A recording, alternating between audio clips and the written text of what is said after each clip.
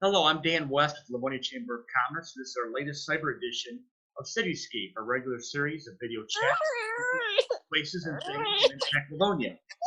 We are honored today to be joined by not only Lieutenant Governor Garlin Gilchrist, but also his daughter Ruby, who's there as well. So, Mr. Lieutenant Governor, thank you for joining us Thank you for having me, and I'm excited to connect with your members. today. Is there anything you can see at this point, or what do you think we're looking at on May 1st? I mean, it's difficult to say specifically right now beyond those are the sort of principles, and that's just because we're getting data every single day. Folks are going to hear, we're going to have a presentation from our folks at the University of Michigan on the data modeling that we're using to help make projections. And that's going to give us some insight into how we're thinking about it and what the inputs are to that decision. But I don't have more details just yet because it's still evolving. Lieutenant Governor, could you explain how the administration is balancing the pressure of protecting public health with the COVID-19 outbreak, but also realizing the pressure of alleviating the economic stress caused by the business shutdowns? This has been front of mind, actually, for me specifically. I've tried to take the lead on our administration's response when it comes to supporting small businesses, whether that's working through resources that have been made available through the Michigan Economic Development Corporation, where we very quickly approved $20 million in loans and grants to be distributed from local chambers and other local economic development organizations, to launching, along with my predecessor, former Lieutenant Governor Brian Calley, the Michigan Paycheck Protection Program, which built upon the federal Small Business Administration Paycheck Protection Program. And folks have heard a lot about this because the program ran out of money because it was really popular, because small businesses needed that support of those forgivable loans to be able to keep people on their payrolls and on their staff. Now, we are working with our federal delegation to secure more resources for that program, and also to have more provisions so that we ensure the smallest businesses are able to take advantage of the program in Michigan, and that our lending institutions in Michigan are stepping up and making loans available not just to their current lending customers, but to any customers they have a relationship with. So that's really important to me. We also have put in place a special program to fund startups that are trying to get through this pandemic as well. So I tried to work across the board to make sure that small businesses are supported during this pandemic so they can survive, so they can thrive afterward. The governor said earlier this week that 55% of Michigan businesses receive some SBA assistance, but they're still looking to provide help for the other 45% of the eligible Michigan businesses that need that help. What has the administration been doing to help out in that regard? Well, the first thing is we're glad that that 55% number exists, but it's not good enough. So we're working with lending institutions here in the state of Michigan so that they recognize and prioritize the fact that the smallest businesses and businesses across communities in our state of Michigan need this support and need it quickly.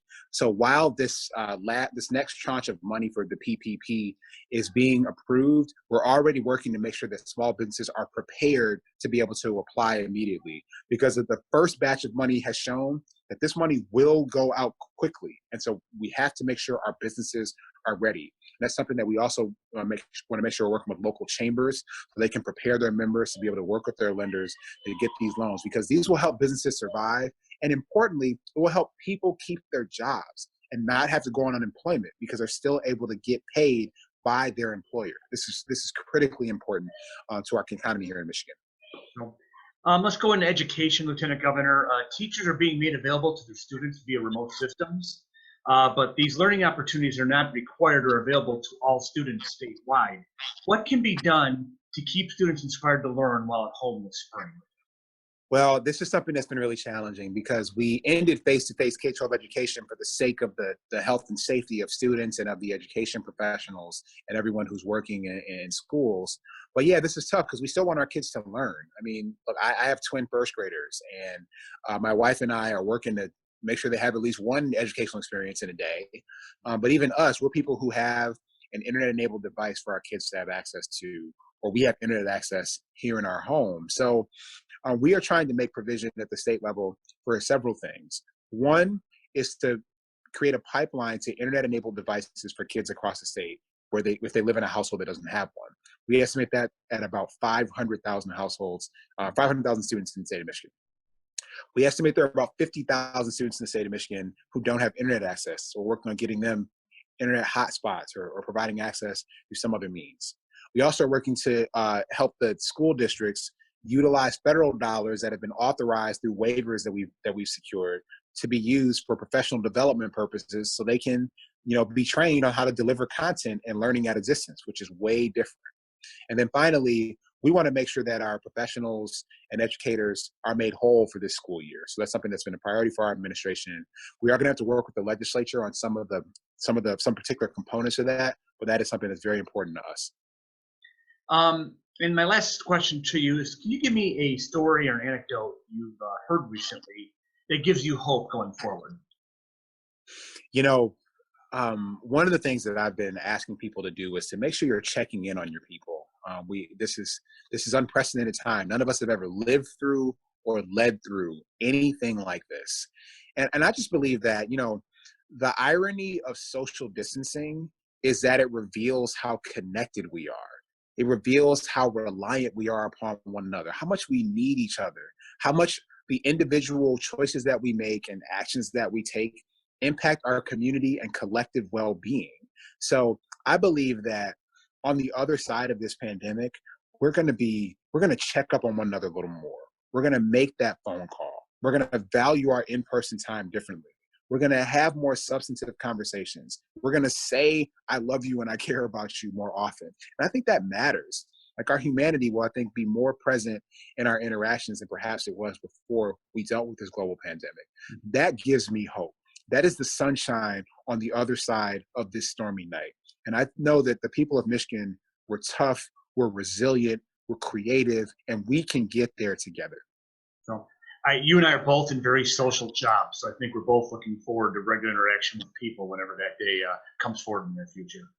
Yeah, I mean, absolutely. I certainly did not anticipate that the way that I would carry out my public service for any stretch of being lieutenant governor would be mostly working remotely. But nevertheless, we do what we need to do to keep our communities and our family members safe. And once we're on the other side of this, I look forward to being responsibly back on the road and meeting people where they are. Very good. I can only imagine how busy you are these days, Lieutenant Governor Gilchrist. So we thank you for taking some time with us today and for the cameo appearance by your 10-month-old daughter, Ruby. Yeah, I hope everybody could hear me while she was fussing a little bit. But thank you so much for having me. The work that the chamber is doing is so important.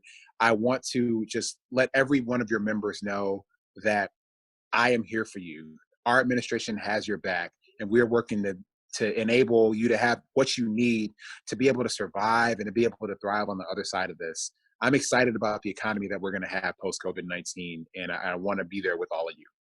Well, I appreciate the pep talk, and I appreciate your time, and I appreciate everybody for watching this latest edition of CityScape. We'll see you next time.